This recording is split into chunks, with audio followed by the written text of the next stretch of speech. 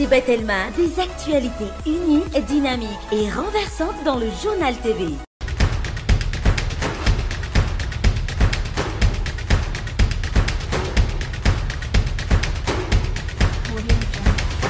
Noltranao ny fampalalam-baovao. INA, plus raffiné que jamais. ITA, huilerie industrielle de Tamata, vous présente Niva. Cyberbike est compatible avec votre console Wii ou PS3. Disponible de suite chez Batimax Intaha pour un prix remisé à 240 000 arrières. Offre valable jusqu'à l'épuisement de stock. Batimax, la qualité au meilleur prix.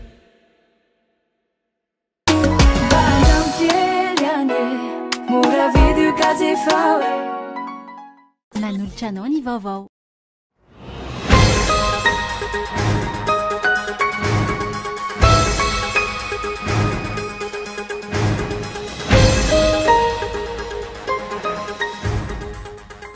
Taotry ny vakim-batilana sy fanakanana mety ataon'ireo parlementaire amin'ny mpikambana amin'ny gouvernemanta no azo andikanana ny fanafonana ny feonany eo amin'ny rototo. Fandikan-dalàna ihany koa izany, hoy ny ministra teo aloha Paraina Auguste. Miantso fampitsarana ny famitena ny firenena antoko malagasy miaramiainga araka ny fanambarana navoaka ny biro-politika. Tsy maro toerana intsony ireo androm-panjakana noho ny tsy fahaiza mitantana sy ny tsy fanarahan-dalàna raha ny fanazavana. Sarotra ny hatafidiran'ny Kodimini anatin'ny lahadiniky ny anteny miera amin'izao fivoriana ara-potoana faharoa izao, hoy ny Fédération des opérateurs miniers malagasy. Maro ny dingana mbola andrasana anatin'izany, indrindra ny feonany eo amin'ny fanjakana sy ny tsy miankina. Manao antso amin'ireo ambaratonga-pahefana manoloana ny tany ny 70 hektara any tsy azo mpaniry, mampifanolana olon-tsotra iray sy ny vondron'olona ifotony tsara afara ireo fikambanana ny firaisamonim-pirenena. Izy ireo izay manahy ny amin'ny mety isiny ny kolikoly avolenta ao ambadika izany eny anivon'ny fitsarana.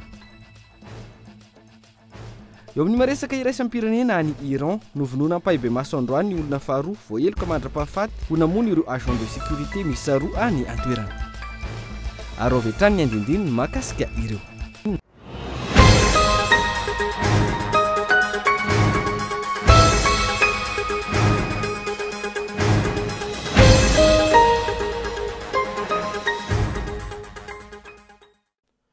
Manatitra ny aramba tomboky lasy tomboky vavy tonga soa indray atao anatin'ny fotoana ny fampalalam-baovao amin'ity ala ity.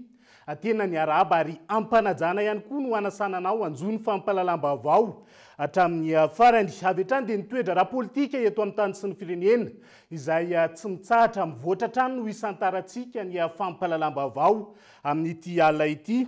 Fatahorana ny vakim-bantsilana sy ny fanakanana mety asehoan'ireo fahefana mpanao lalàna. Amin'ny mpikambana eo anivon'ny gouvernemanta no azo andikana ny fanafonana ny fionana eo amin'ny rotonta. Amin'izao fotoana izao, hoy ny mpanao politika nanaova ny mpanao gazety fanadiadiana tamin'ity androany ity. Fandikan-dalàna ankilany io fanafonana ny fionana eo amin'ny parlementaire sy ny gouvernemanta io, hoy ny ministra teo aloha Paraina Auguste. Sendra ny mpanao gazety tamin'ity androany ity. Henri Florian no nitatitra ny Antsipriany mahakasika izay. Samba ny tao anatin'ny taona maro ny fandimby no tsy hisy amin'ity fotoam-pivoriana ara-potoana faharoa ny anteny miera rotonta ity ny fasafasa na ilay fionana mivantana eo amin'ireo fahefana mpanao lalàna sy ireo mpikambana manafitra ny gouvernemanta tariny Premier Ministre. Araka ny hita mantsy nandray fanapahan-kevitra avokoa ny anteny miera rotonta ny hanafoana ity fionana mivantana ity taoriny ireny fikasana hanaovana ny fitsipaham-pitokisana ireny. Androany tolakandro nisy ny fanambarana izay nataon'ny filohan'ny anteny miera-pirenena na mafisiny tamin'izany fa andraikitry ny solombavambahoaka araka ny voalazan'ny lalam-panorenana ny fandrefesana ny asan'ny gouvernement na tsy hisy aza izany. Dia antsy fitoniana ihany koa ity farany malolo ny zava-misy ankehitriny. Manoloana ny toedra raha-pirenena misy ankehitriny izay mampisavorovoro ny sain'ny vahoaka malagasy. Ny tenako filohany anteny miera-pirenena dia manao izao fanambarana izao. Andraikitra apetraky ny lalam-panorenana ho an'ny solombavambahoaka araka ny andininy 700 ny fandrefesana ny asan'ny gouvernemanta amin'ny fanatanterahana ny politika akapoben'ny fanjakana. Dia miantso ny fitoniana sy ny filaminana ho an'ny vahoaka malagasy fa ny savorovoriky lantony. manamafy ny trangana fandikan-dalàna ataon'ny tompona ndraiky mpanjakana sy taratry ny tsy fahazakana ny demokrasia ny fanafoanana ny fionana eo amin'ny fahifanam-panao lalàna sy ny fahifanam-panao tanteraka hoy ny ministra teo aloha Parena Auguste. Sisy zavatra lalàna zany sona ny agnaragna eto Madagasikara zao efa nisy kasana ny constitution sy azaran'ny président de la république no manakana motion de censure efa déposé igny efa tafafetraky igny ara-dalàna igny mataony raisy madamo président de l'Assemblée nationale ka aza atao mahagaga sony raha tsy misy koa ny face à face raha ny face à face zay moyen de contrôle ny Assemblée nationale eo amin'ny gouvernement io zany ny pratique démocratique farany ataontsika hoe farany élémentaire io io aza ataony député motion de censure sy fanonganam-pazakagna io araka tenenina anazy fa zavatra ao agnatin'ny constitution sy voandranaka nisan'io taloha tamin'ny 96 tagny nisy fa de sy niesika tamin'io ra président Zafalibert fa de nalefa nandeha nisy koa tao amin'ny gouvernement Rakotomanga Pascal tamin'ny 97 navela ny président Rasiraka ao fotsiny fa sy nataony hoe sy ny sabazabaka amio satria misy fisarahany fahefagna sisy démocratie misy kamitsika aty zany de tena mampatahotra le izy. Azo ambara fa matahotra ny mety ho fanakianana mavaivay mety ahazo azy ireo ny gouvernement hoy ny mpanao politika nanaovana fanadidina androany ka mampametra-panontaniana zany ny antony nandravana ny zany fasefasy zany fa ho anay manokana zany zay mpanara-baovao ny manao koa fa no nitahotra ny mpanatanteraka zany amin'ireo fanontaniana zay mety havaivay zay ho apetraky misy no mavambahoaka zany mahakasika ny fikatsoany raha ra-pirenena misy eto amin'ny tany sy firenena am'izao fotoana zao zany no antony mety misy baiko avy any ambadika ka namoanana an'ilay fasefasy zany eo amin'ny parlement sy ny gouvernement. Ho anay manokana de tsotra ny lecture zany hoe efa tsy manana zany crédibilité mihitsy ny gouvernement eo anatriany parlement zany satria miantony raha ohatra ka be de be ireo ataontsika hoe fampanantenana eo amin'ny lafiny sosialy indrindra zany zay ny matematisa ny gouvernement tsay Christian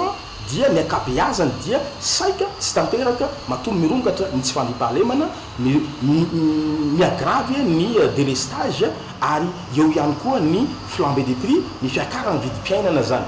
Raha iverenana tamin'ity androany ity no tokony hatomboka ny fionana teo amin'ireo olona ny Madagasikara sy ireo mpikambana ao anatin'ny gouvernement tatariny premier ministre ary ny alarobisy alakamisy ho avy izao kosa ankilany no saika ho tanterana ny fionana eo amin'ireo sombavambahoaka sy ny gouvernement ray manontolo saingy nofanana avokoa izany ankehitriny.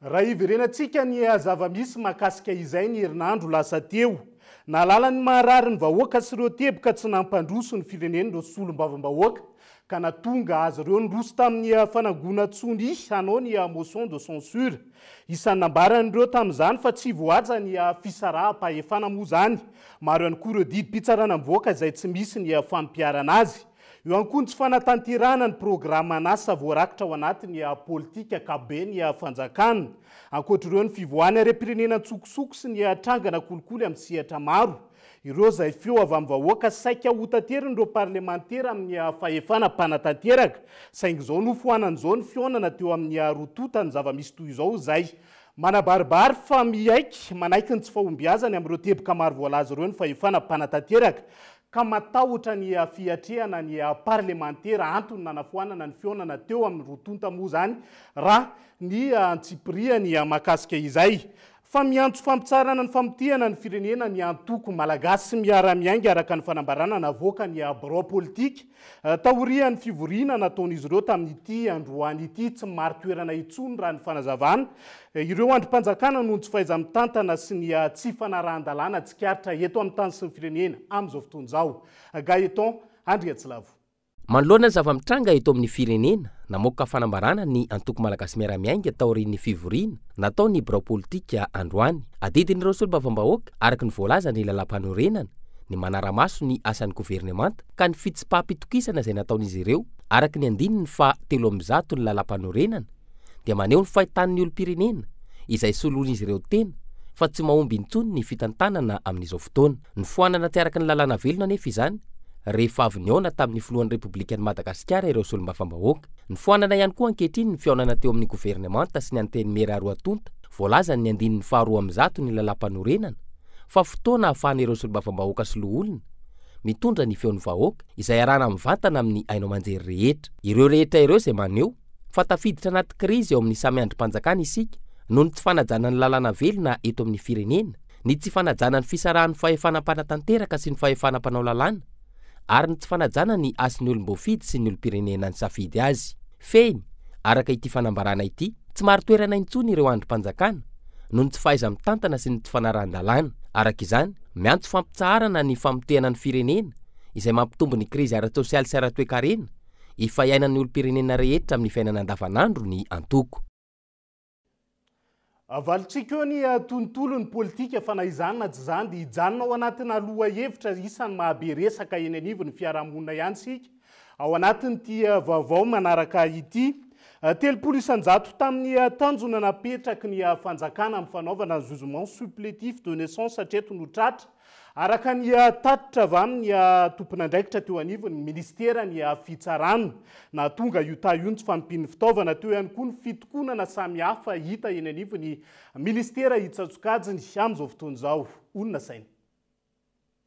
Manodidina ny iray tapitrisany malagasy novinain'ny fanjakana omena kopia nahaterahana amin'ity taona ity mialohan'ny ireson'izy ireo amin'ny fanaovana ny karapanondro vaobe. Hatreto ny 300 no tratra noho ireo fitokonana sy ny tsy fampina ara-pitaovana. Dia hatreto zany ny nombre ny jugement supplétif de naissance izay délivré avy ao amin'ny ireo rafi-pitsarana manerana ny nosy zany dia 306 773 eo tamin'ny antotalisa tamin'ny fahaefatra ny volana Desambra io omeko anareo io dia ny pourcentage zany eo amin'ny 30,43% eo zany par rapport amin'ny cible. Dia rehefa nanao ny fanatsarana ihany koa moa zany ny syndicat contractural janona tsy niasa teo iny dia nisy ny nandeha foana satria nisy ihany ny nanao ny asa, nisy foana ny toy dia nisy ny nijanona moa zany tsy niasa nefa ho an'ireo nijanona tsy niasa ireo ihany koa dia misy ihany koa ny district mbola tsy nanana ilay fitaovana. Ankoatra izay, raha tokony ho ny alakamisy izao no hanomboka ny vacances judiciaire, isy ny fiemorany zany raha ny fanazavana noho ireo fitokonana maro niseho tamin'ity taona ity. Ny vinavina moa zany dia mety hoe alohankelin'ny Christmas no hijanona ny asa rehetrarehetra moa zany eny anivon'ny fitsarana bon hiditra anatin'izay tontolon'ny vacances judiciaire zay. Marina nefa moa fa na dia ao anatin'izany vacances judiciaire zany tsy midika koa hoe mikatso tanteraka ny fitsarana ray manontolo fa misy le atao hoe système de permanence na mpiandry raharaha izay apetraka eny dia misy foana moa zany na ny arrestation sy ohatran'izany dia tsy maintsy misy foana eny anivon'ny fitantanan-draharaha ny fitsarana rehetrarehetra. Araka izany mitomy andalana ny fanaovana ny jugement supplétif tanterahan'ireo ministera voakasika na eo aza ny ayain'ireo mpanao politika amin'izao taona iray mialohan'ny fifidianana izao. Olana samihafa tsy ahafahana manatanteraka ny asa araka ny tokony ho izy izay notanterin'izay fa hijanao anatin'izay olana izay antsika fa mahakasika ny fividianana saingy tsy momba ny olana aloha no entina androany fa fanentanana kosa indray. Entanana irotsaka anatin'ny lisam-pividianana ny rehetra indrindra ireo tanora sy ny vehivavy ny teo anivon'ny EJA Madagascar na ny Institut électoral pour la démocratie durable en Afrique nandritra ny fanombohana tamin'ny fomba ofisialy ny tetikasa andao hifidy tamin'ity androany ity isan'ny ahafahana misoroka ny krizy ny fandraisana anjara amin'ny fividianana raha ny fanazavana nentin'izy ireo nandrotra izay fanokafana rapomba ofisialy mihetsika andao hifidy izay Gaeton Andriatsilavo no mitatitra ny Antsipriany makasika izay. Ialana amin'ny korotana mety hitranga mialoha mandritra saoriny ny fividianana zava-dehibe ny fandraisana anjara ny mponina sy ny fahafantarana izy ireo izay rehetra mikasika ny fividianana isaraka izany ny fanabeazana sy fanentanana atao amin'ny mponina ny fampiofanana ireo fiarahamonim-pirenena sy ny mpanao gazety ny famelabelarana arahina ady hevitra sy ny maro hafa izay iarana amin'ny tetikasa andao hifidy. Tetikasa iarana amin'ny USAID sy ny EJA izay aharitra 12 volana ary mikendry sy manentana ireo tanora, ireo vehivavy sy ireo manana fahasembanana. Le grand défi aujourd'hui c'est de parvenir. Ny fanamby lehibe ankehitriny dia ny atongavana amin'ny fisariana ireo tanora sy vehivavy malagasy izay maro anisa eto amin'ny firenena. Sariana ndray anjara amin'ny fifidianana izay manomboka amin'ny fisoratana anarana ka ho tafiditra anaty lisitra. Ny dingana manandanja ihany koa dia mijery sy manara-maso hoe tena voasoratra ao anatin'ny lisitra tokoa ve izy ireo ary toanana aorian'izay andray ny karatra sy ahay mifidy araka ny tokony ho izy. Eo amin'ny lafiny teknika izany fa ny fanamby goavana ihany koa izay mahakasika ny firenena tsirairay avy indrindra ireo firenena aty amin'ny continent africaine dia ireo mponina ny manome ny légitimité ho an'ireo olona voafidy. C'est-à-dire c'est les citoyens qui donnent la légitimité à ceux qui sont élus. Isany omena sehatra anatin'ny tetikasa ihany koa ny fifanankalozan-kevitra ahafahana mampitombo ny tany olona mandray anjara amin'ny fifidianana io tany fandraisana anjara io izay manana ny lanjany amin'ny mpitondra izay ho voafidy. C'est ça le défi du programme Ndawifidy. Izay ny tandro ny tetikasa Ndawifidy ary noko fa rehefa miaraka indrindra ianareo mpanao gazety satria noko fa fanamby lehibe ihany koa ny dingam-pifidianana rehetra izay ahitana vaovao maro vaovao tsy marina ihany koa ka ireo rehetra ireo dia tokony hazava ary asa manolozy izany sika ka hanandrana ny anome vaovao marina tsy mitanila sy ara-potoana ny mponina ahafahan'izy ireo manatanteraka ny tsakany sy andavany ny zo sy adidy maha olo-pirenena azy. Devoir correctement citoyen. Natomboka tamin'ny fomba ofisialy androany ny tetikasa Ndawifidy tsy afaka mifidy sy maneho ny heviny anefa ny mponina izay mihoatra ny 12 taona raha tsy misoratra anatin'ny listim-pifidianana. Araka izany manentana ny tsirairay hisoratra anarana anaty listim-pifidianana ireo tompon'andraikitra eo anivon'ny tetikasa tsy ahivona trany miasa amin'ny fampiroboroboana ny fifidianana azo antoka ny demokrasia andraisan'ny rehetra anjara ny kolotsainy ny zon'olombelona ary manamafy ihany koa ny fitantanana sy ny demokrasia aty Afrika ny eza. Lafima vao hafa kosa indray dia tsy azo antenaina ny atafidirany volavolan-dalàna hifehezana ny sehatry ny arena Kibonitany na ny Code Minier. Anatin'ilay adiniky ny antenimera amin'ity fotoam-pivoriana faharoa ity hono teo anivon'ny FOM androany na ny Fédération des opérateurs miniers malagasy. Ankoatra ny dingana isan'ny tokony izay tokony mbola olalova ny Code Minier toy ny adinika eo amin'ny fanjakana sy ny sehatra tsy miankina entin'ny FOM manohana ny fanehoan-keviny ihany koa.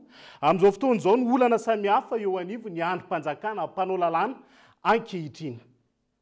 Na efa maro aza ny donda-tabatra nataon'ny mpisehatra amin'ny arena Kibonitany androsoana ny volavolan-dalàna hifehezana ny arena Kibonitany na ny Code Minier eo anatrehan'ny fahefana mpanao lalàna tao anatin'ny taona maro. Tsy mbola ho isan'ny ladiniky ny antenimera rototo amin'ity fotoam-pivoriana faharoa ity izany hoy ny teo anivon'ny FOM na ny Fédération des opérateurs miniers malagasy androany. Efa somary napopozina ihany le izy satria vao tao amin'ny CRDA le izy dia tokony hoe izy DPP avy eo dia lasa mbola hatramin'izao moa tsy vita le DPP dia mino hoe rariny sitsiny raha mbola tsy alefa any le izy olanina satria raha ny tena izy tokony mbola isy le DPP.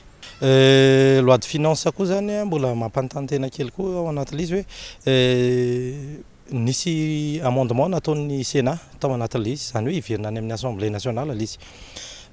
Malheureusement zay tsy nahazo tsy manana accès ahazo le amendement nataony zareo intégral fa zay hita teny amin'ny gazety teny. Resaka droit de sortie anisan'ny voakitika tao anatin'izay zavatra zay ny fanontaniana mipetraka dia intégral ve le droit de sortie rehetra ve à réviser sa hoe quelques points ihany no na quelques substances ihany na amin'ny secteur sasatsasany ihany no nasiana amendement fa le nitakinay nasina sa tsy nasina fanitsina. Na izany na tsy izany tsy tokony ho sakana amin'ny fampandehanana ny asa rehetra manodidina ny sehatry ny arena Kibonitany indrindra ny eny fotony ny tsy mbola fivoahan'ny Code Minier. Tsara izay ankilany ny zava-misy ankehitriny no jerena ny manasarotra ny asa fandrarana no ataon'ny fanjakana toy ny fametrahana ny droit de sortie amin'ny vokatra arena Kibonitany. Ity farany izay mbola namafisin'ny FOM ny fanoherany azy. Ianao zany raha ohatra ka ho asianao droit de sortie izy dia entana le miditra indray zany no arovanao. Satria eto misy faux pierre BDP fantaisie sy isan-karazany miditra BDP rendray zany no arovanao. Reny amiko ny tokony taxena 1000, 4000, 5000% satria zao producteur antsika. Ny économie atsika raha tiana ho marina raha tena hoe te tiana koa nisy ny ohatra hoe fiarina amin'ny resaka volamena ohatra ao anatin'ilay izy dia tokony aprisiana ny olona hitahiry volamena eto na amin'ny alalan'ny endriny maro zany tsy voatery hoe ho laingorery ihany fa amin'ny alalan'ny endriny maro fa izy ireny rehefa ho poinçonné dia lasa voatahiry ho anisan'ny antotam-bolamena azo kirakiraina zany ao anatiny. Izany zavatra zany ao anatin'ny zavatra hoe tokony harovana nefa ny antsika zao ny plaque or ny PDP avela miditra fotsiny izay rehetra izay no nanamafisany foma fa hosatra ny fanatrarana ny fanamby napetraka ny banky iraisam-pirenena makasika ny fiatraikany fitrandrahana arenakibony tany amin'ny toe-karena raha ny tombana nataony banky iraisam-pirenena ny taona 2012 tokony ho tafiakatra 2012 isanjato ny fandraisana anjara ny sehatry ny arenakibony tany amin'ny PIB ny taona 2012 ny fandraisana anjara ny sehatra amin'ny arikarena fahobe izay manodidina 5 isanjato ankehitriny. Fa maro lafiny ady atao amin'ny tsy fanjarian-tsakafo amin'izao fotoana izao isan'ny paika tsara ao anatin'izay ny fanamafisana ny fanjarian-tsakafo any an-tsekoly isan'ny tanjona ao anatin'io moa ny fanatsarana ny sehatra sy ny kalitaony fampianarana amin'ny ankabeny io ihany koa ny ahatonga ireo ankizy tsy tsoka andaharany. Tombony roa lehibe no azo avy amin'ny fisian'ny fampisakafoanana ny mpianatra eo anivon'ny sekoly mitarika fahazotoan'ireo ankizy hiatrika ny fampianarana isan'andro ary mampitombo ny tahany fidirana an-tsekoly ny voalohany amin'izany. Ny faharoa hisy fiandraikany tsara ihany koa amin'ny farany tantsaina ny finanana sakafo ara-pahasalamana eo amin'ny faritra sy ny kalitao. Izany indrindra no antony nametrahany foiben'pirenena momba ny fanjarian-tsakafo na ny ONN izay rafitra manokana mitsahana ny fandrindrana ny fiarah-miasa eo amin'ireo mpiara-monina avy amin'ny sehatra tsy miankina amin'ny fametrahana ny kantina scolaire sy fanohanana ara-tsakafo ireo sekoly izay mila izany fanohanana izany. Mbola mila mafisina izy io satria ny ady amin'ny tsy fanjarian-tsakafo dia tsy efan'ny foibem-pirenena fanjarian-tsakafo rery voalaza foana hoe maro lafo izy io ary maharitra tsy miankina koa dia manana ny atao hoe anjara toerany lehibe amin'izany ady amin'ny tsy fanjarian-tsakafo izany na tsy miankina amin'ny sehatra amin'inona izy na inona indrindra moa raha misehatra amin'ny resaka sakafo izany dia zava-dehibe tokoa ny fandraisan'izy ireo anjara amin'izany hoe ady amin'ny tsy fanjarian-tsakafo indrindra ny fanjarian-tsakafo an-tsekoly izany vonona izy ireo ary efa natao moa izany ny fanaovan-tsonia mandritry ny herintaona ny fotoam-pianarana rehefa nanomboka ity noana sekoly isa 10 fanohanana ara-tsakafo izany sary indrindra koa le hoe fampitana hafatra satria ny fisorohana ny tsy fanjarian-tsakafo dia tokony manomboka mihitsy dia mbola kely ny zaza dia efa zarina izany fantatra hoe inona mahazava-dehibe izany fanjarian-tsakafo izany inona ny mahazava-dehibe ny fisorohana n'izany tsy fanjarian-tsakafo ary inona mahazava-dehibe hoe zaza ampy sakafo vorosaina vorovatana afaka ampandrosin'ny firenena. Sekoly miisa 10 eto Antananarivo no azo famatsiana ara-tsakafo sy hanatanterahana ny fampitana hafatra momba ny fisakafoanana ara-dalàna izay tafiditra ao anatin'ny tetikasa Eat Real izay fiara-miasa eo amin'ny ONN sy ny vondrona orinasa tsy miankina iray. Tetikasa mitentina €2 ka maharitra mandritra ny taom-pianarana iray. Tena manan-danja tokoa aminay ity tetikasa ity satria adiditsika ireo zanatsika ary ireo koa no ataoko hoe ho avin'ny firenentsika dia ao anaty vatana tomady no misy saina matsilo ho amin'ny alalan'ity tetikasa ity no mitondranay ny anjara birikinay anabeazana sy anatsarana ny fomba fihinanana sakafo ara-pahasalamana. Ankoatran'ny ministerin'ny fanabeazam-pirenena izay mihamivantana ireo kantina scolaire amin'ny sekoly ambaratonga fototra miankina amin'ny fanjakana manam-pitosika amin'ny fanampinaran-tsakafo ihany koa ny sehatra tsy miankina amin'izao fotoana izao. Fa nitondra fanazavana mahakasika ny fatina fisina sarina fatina trondro ny tsikafa natao amin'ny lakan-drano ny Pongalanina teo anivo ny orinasa hita sary izay miparitaka tamin'ny tambazotra tserasera Facebook ny andro faharoa amby 20 ny volana novambra lasa teo. Niparitaka eraky ny tambazotra Facebook ny sarina trondro maty nalaina avy tamina capture d'écran na finday ny andro ny talata faharoa amby 20 ny volana novambra lasa teo. Sary izay tsy misy afa-tsy ho sary capture d'écran tokana io no ny fampizarany ny mpanao Facebook.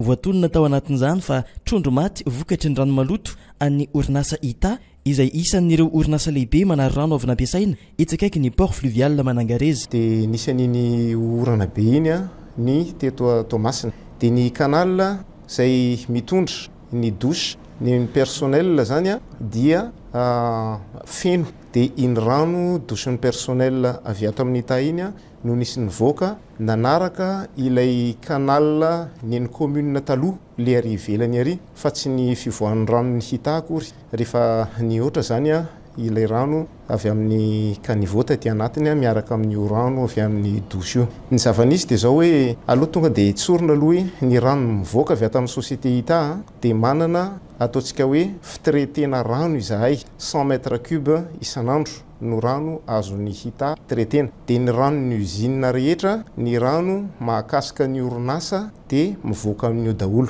afa-tsy io ranony dosy zany a dia any amin'ny caniveau no alehan'izy ireny. vaindohan-draharaha ho an'ny hitany fikajiana ny tontolo iainana amin'ny alalan'ny fanadiovana ireo kasinga avy nampiasaina sy ny vokatry ny asa. Zao no tiako marina fotsiny ao anatin'izany ny société hita raha tsisy ny voalohany ataoko hoe voalohany mihitsy eto Madagasikara raha hoe mitandro ny tontolo iainana zany. Inona ny antony lazako an'izany? Tsaroantsika fa ny société hita mahakasika an'izany hoe traitement d'eau zany fanadiovana rano mahakasika ny setroka mahakasika ny fofona dia nanao investissement lehibe na 400 000 € ny société hita. Raha nivory ny araka tamin'ny fitondram-panjakana ny tenanay tamin'izany fotoana zany dia nanambara hoe raha te hanana vokatra tsara isika amin'ny canal de Pangalanina io dia ny société rehetra na société d'état zany na société privée dia tokony hanana karazana traitement ohatr'ireny alohan'ny amoahana ny zavatra rehetra atao hoe manaraka ny norme. Ary ny société hita dia afaka mitanisa mihitsy fa zany teneniko zany hoe sady manana traitement d'eau usée ny société hita,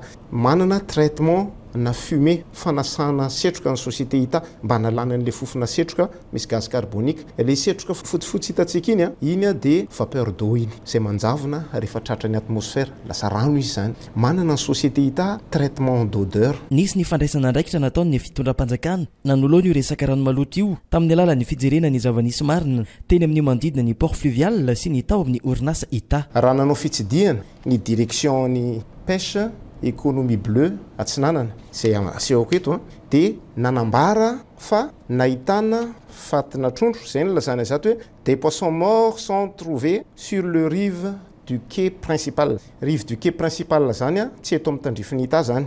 Dia toizany ihany hoe ils ont lancé l'alerte sur le Facebook en apercevant le changement de la couleur de l'eau et la flottaison des poissons d'eau douce sur le canal. Dia mariny tsara hoe du côté du quai principal. Fa ny zavatra ny voizina zany dia hoe ato amin'ny hita izay marina fa rano avy amin'ny douche no nivoaka teo ary hita zany tamin'ny nanao fitsidihana. Ity compte rendu ity ara moa niaraka zay nanao an'ity dia nijery ny pH hoe manahoana tokoa moa zany ireo rano mivoaka amin'ny hita reo dia namoaka résultat fa neutre daholo ny résultat zay navoaka. Dikan'izany dia zao hoe raha ohatra ka pH neutre zany dia tsy mamono trondro zany. Mamelona ankonana miisa 720 ny orinasa hita amin'izao fotoana izao ka izay no mahazava-dehibe ny fikajiana ny mahaolona izay mifandraika amin'ny tontolo ny fiarovana ny tontolo iainana.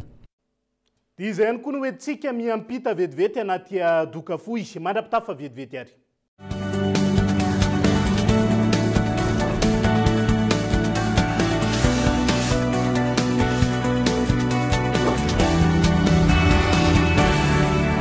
Nous avons exactement la recette dont tu as besoin.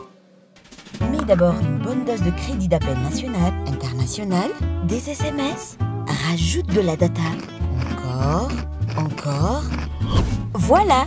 Et pour relever le tout, des heures de télé gratuites. Tu mélanges, c'est prêt. First Premium Plus, le mix parfait pour rester connecté. À 15 000 arrières seulement. Tape le dièse 322 étoile 92 dièse.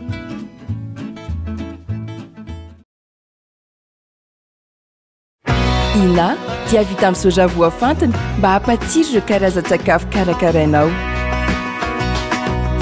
Ny menaka Ina dia ahitana oméga 3 sy oméga 6 ary ara-pahasalamana no ny otrikaina entin'ny soja. Ina ilay menaka manome tsirony nahandronao isan'andro.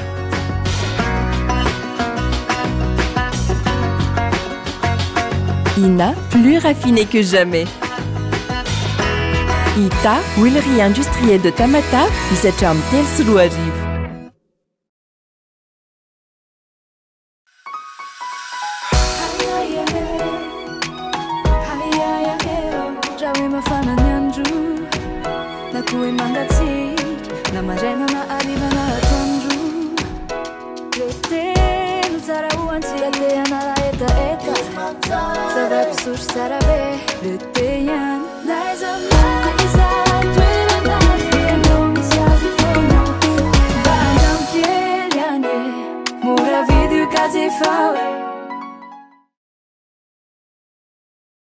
Oh,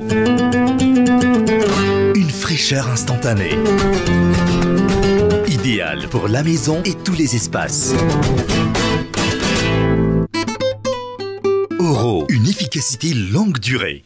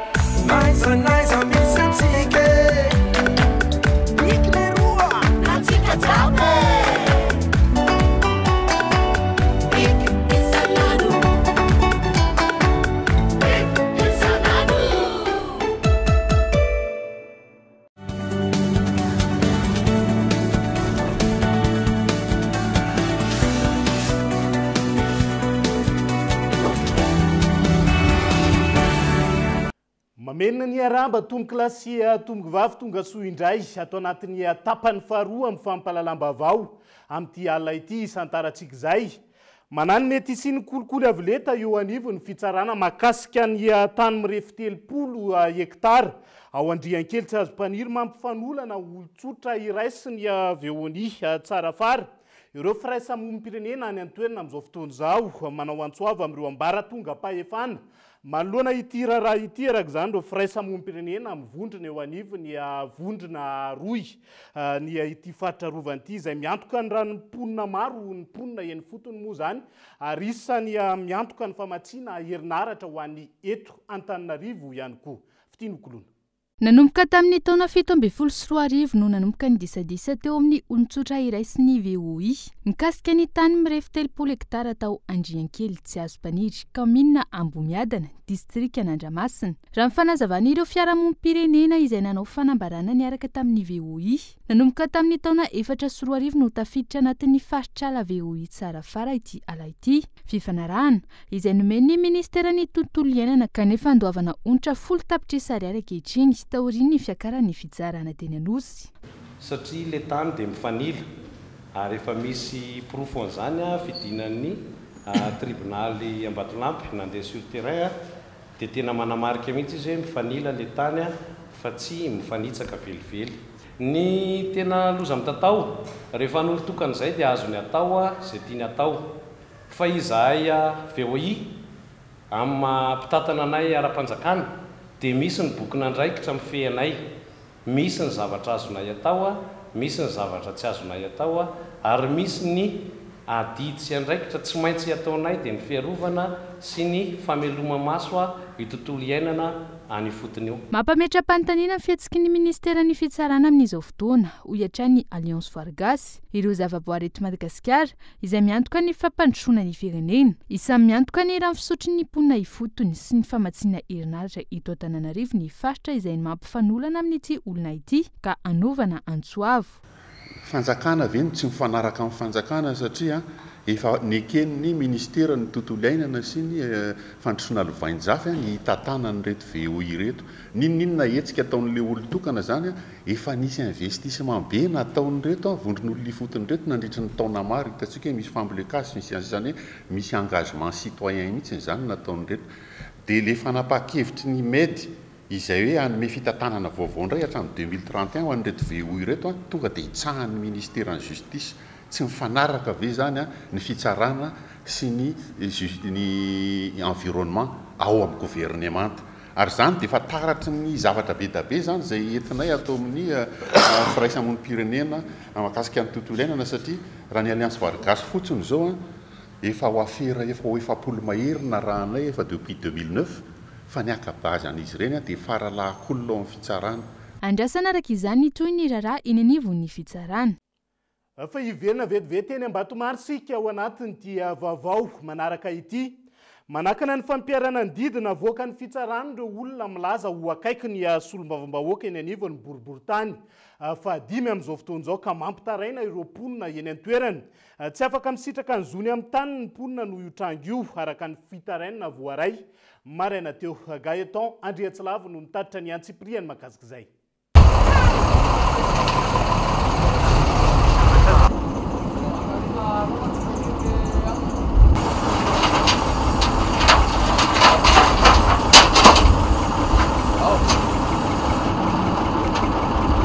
nanaitra ny maro no nahita ity fiarabe nandatsaka vatobe nanakana lalana teto Ambatomaro ity ny maraina teo, lalana olotsotra amin'ny tanin'olotsotra ary ilain'ny tompony ny tany ka antony amefena azy raha ny fanazavana. Ny lalana ho an'ny vahoaka izay efa nisy nivarotra ka feno trano ankehitriny. Asa fitsarana ity na dia ity le ancien route publique le nisy na construction illicite reto. Ity zany no tokony vahana fa fananam-bahoaka izy ity fa tsy fanana an'ireo olona nanao trano construction illicite eo ambony eo. Tany Lovadozy, titre numéro 31281A Ambatomaro. Tany titre borné le izy tompoko. Io namoa fitsarana didy io. Araka izany, efa nandalo ny ady rehetra ny tany hoy ny tompony ary efa nivoaka ny didim-pitsarana, manome lalana ity farany amefy ny taniny. Fefy sy tamboho no efa najoro taorian'ny fivoahan'ny didy. Hoy izy ireo, saingy misy mininan-drava izany, ka antony nahatonga azy ametraka ireto vatobe ireto. Ametraka vato zay fa izay no eritreretiny saiko sisany hoe tsy ho potika sy tsy ho zakan'ireo olona ireo. Fanretraretra izay natao teo dia bataindry zareo daholo. Dia mino araka ny fahazahoako anazy fa io vato be izay ho apetraka eo io tsy ho zakandry zareo tsony. Le solombavam-bahoaka anankiray izay efa voatonina foana moa izy ombieny Andriamatoa Ravolodenina.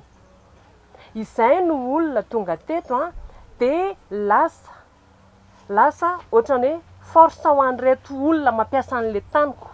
Lasa izaozaon'ireo olona ireo mihitsiny hoe tsy azo idina io tany io, tsy azo idina io tany io, tsy azo idina. Satria député Ravolodenina no miteny an'izany tsy azo idina ny tany. Atreto, tsy misy ny fandraisana andraikitra ataon'ny fokotany hoy ireto tompon'ny tany ireto. Efa nisy ankilan'izay ny fampiresahana tamin'ireo olona manodidina, ary efa nahavita lalana hafa ivezivezeny izy ireo alohany izao fanapahana tanteraka ny lalana izao. Ny olana goavana sedraina nefa anaovan'izy ireo antsoavy ihany koa dia ny fampiarana ny didy navoaka ny fitsarana izay sakanan'ireo olona voalaza fa akaiky ny solombavambahoaka andrasana ny mety ho toyiny. Lafomba vao hafa kosa indray dia miteraka korotana ho an'ireo mpampiasa sy ny mpiasa amin'izao fotoan'izao ny mampikasika ny fampiarana ny karama farany ambany ho 5,4 nambarany filohan'ny repoblika ny volana melasa teo misy tamin'ireo mpampiasa no tsy mampiatra izay araka ny tokony izy raha ny zava-misy amin'izao fotoan'izao ary misy ny tazana izany ohatra amin'ny 7,4 ariary hony teo anivo ny randrana sindikaly sy ny maro hafa. Ankilan'izay ho an'ireo izay mampiatra ny karama farany ambany, ny fanjakana ny mameno azy ho 5,4 amin'izao fotoan'izao amin'ny alalan'ny fanampiana ny orinasa ho ny sindika Fisema. Fitinokolona no mitatitra ny antsipriany mahakasika izay.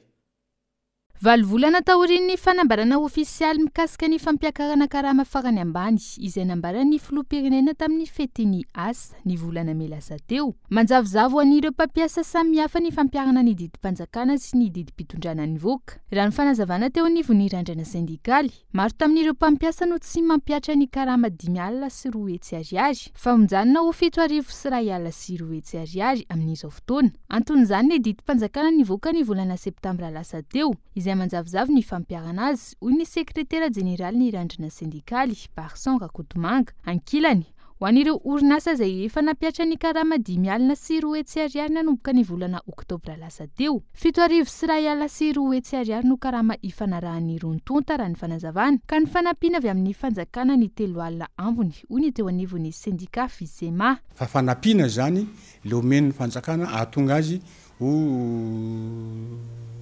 250,000 ariary.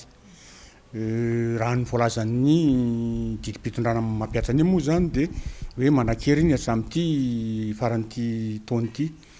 Ny zavatra mipetraka zany aloha dia mba efa mifanatona aloha zany ny vondron'ny mpampiasa sy ny vondron'ny sindika ao anatin'ny CTM na hoe mpiara-midingy mpiasa malagasy. Ny ona zany rotota tamin'ny herinandro teo dia mifanaraka fa hoe tsy mety raha ohatra hemitra ny karama hoe iverinao 217,000 ariary indray zany le karama farany ambany. Ny fanarahan'ny rotota zany aloha teo dia hoe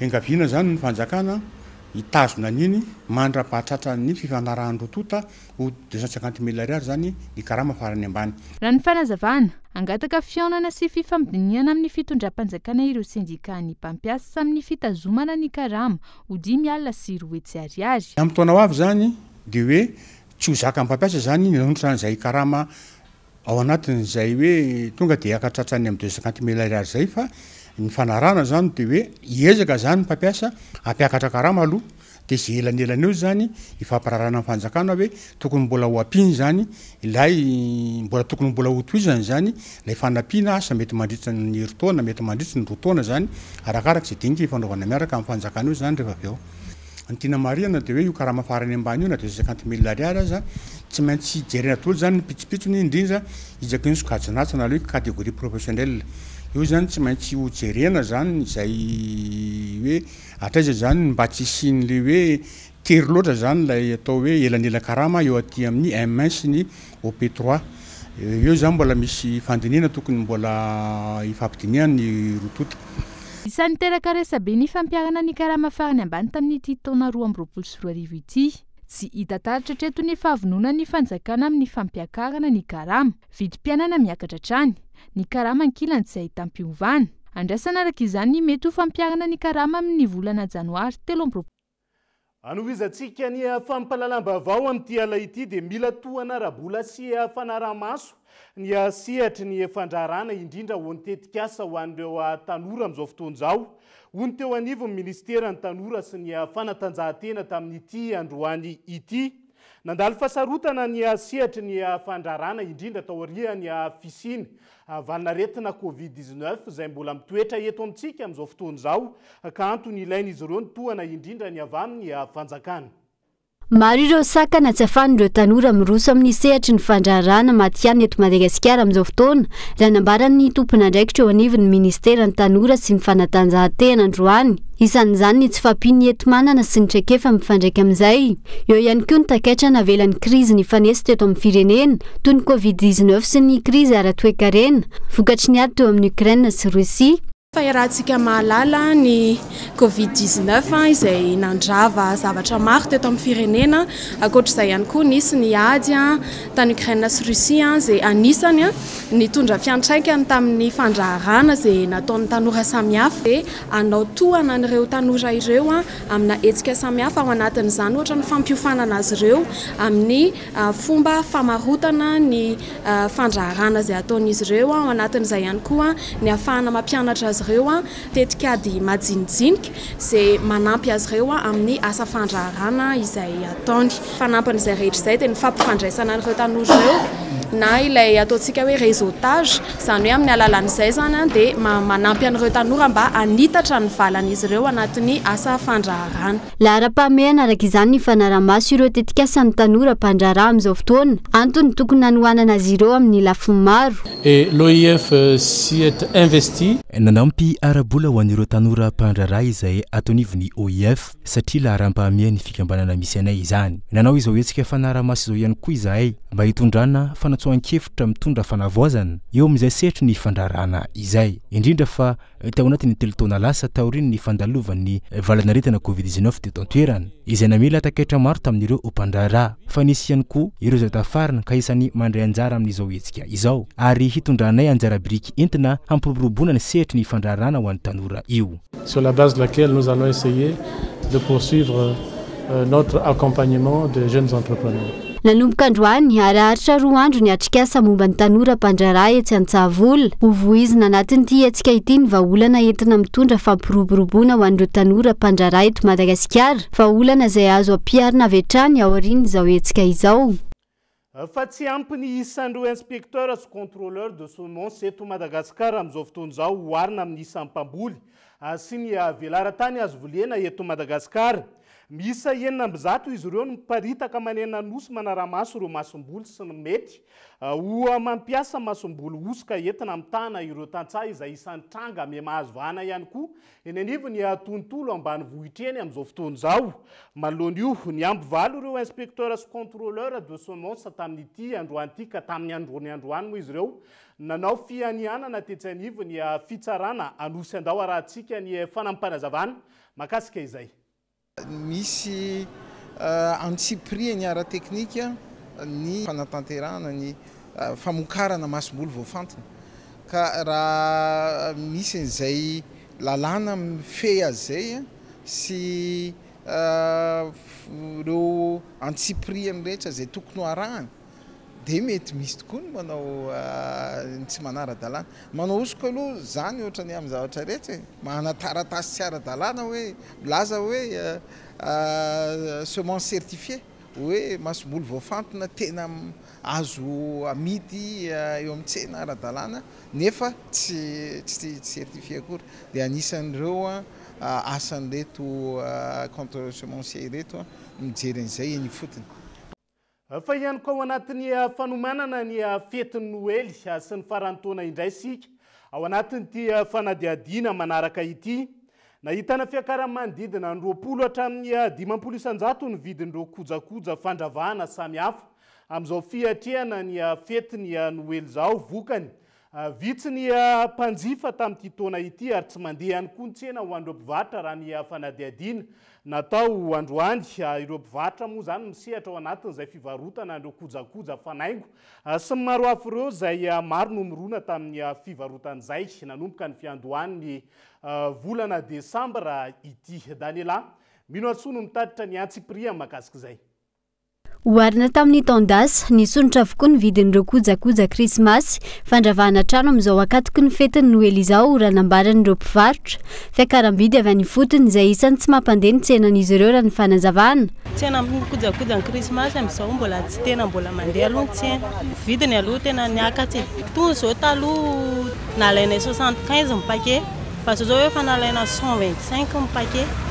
Indray zay varotra 15 ndray tsirairay zao lafinay amin'itony fa tsisy makabetsaka tsony le izy amin'izao.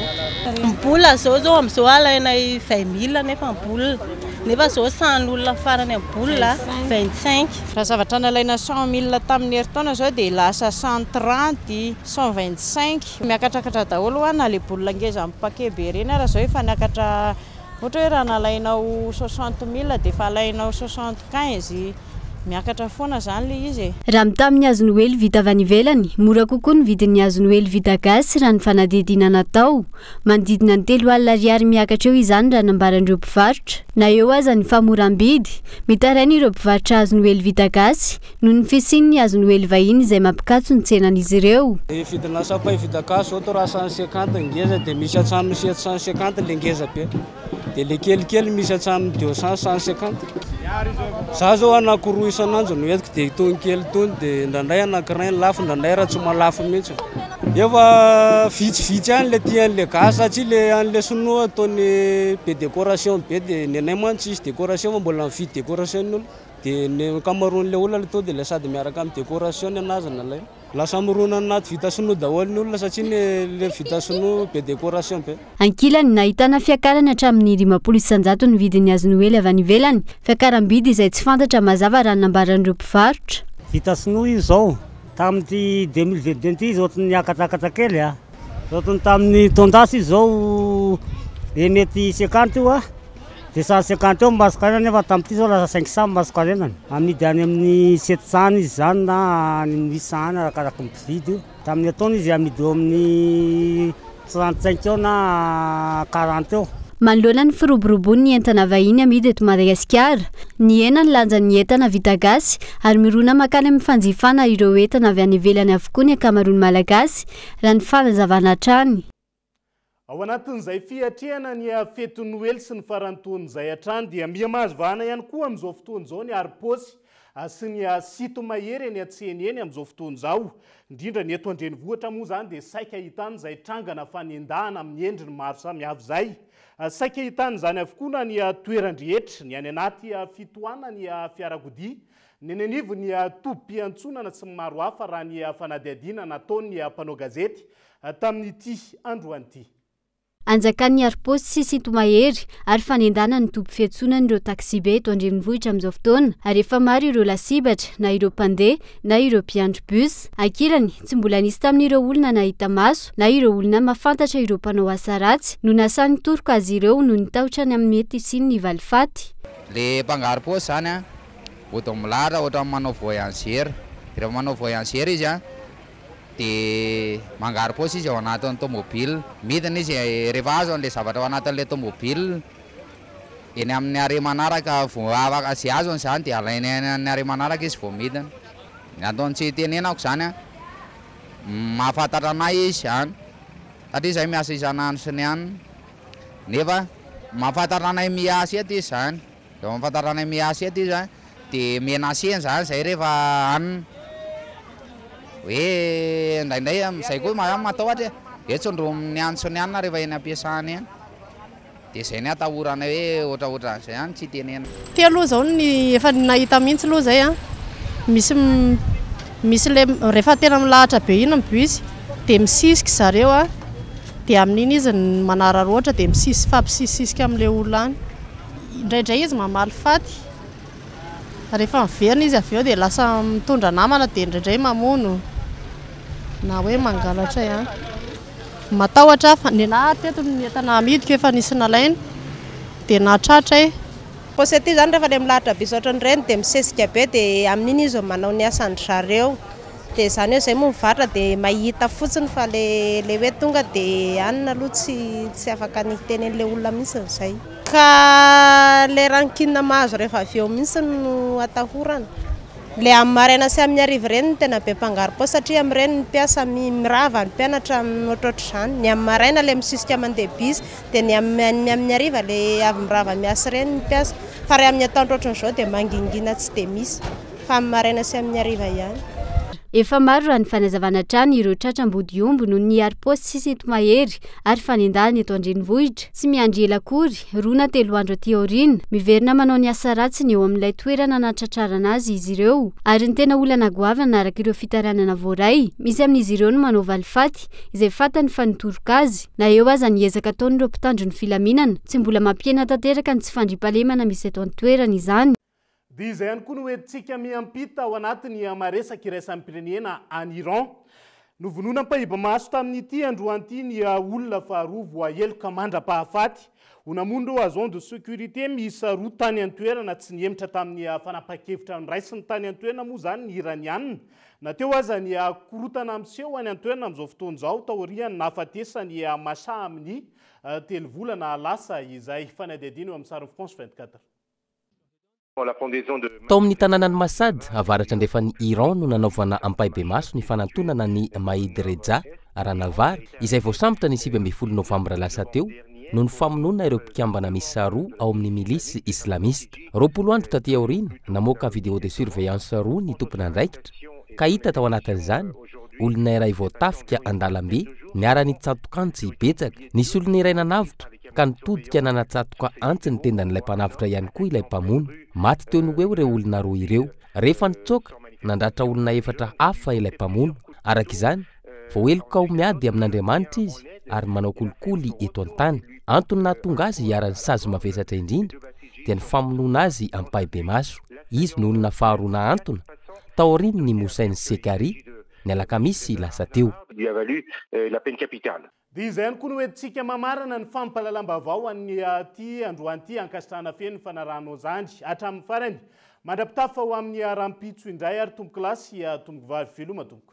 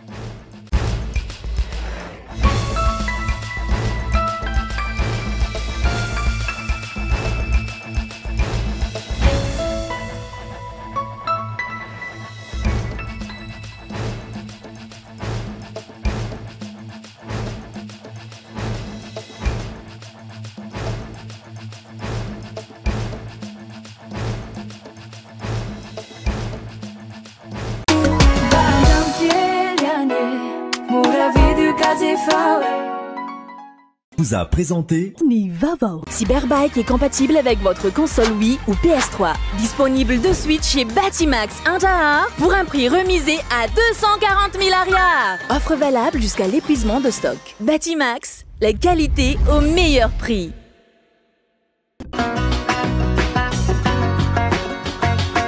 INA, plus raffiné que jamais. ITA, huilerie industrielle de Tamata, Isacham Telsuruariv. Vous a présenté Nivavo. 5G Batelma, des actualités uniques, dynamiques et renversantes dans le journal TV.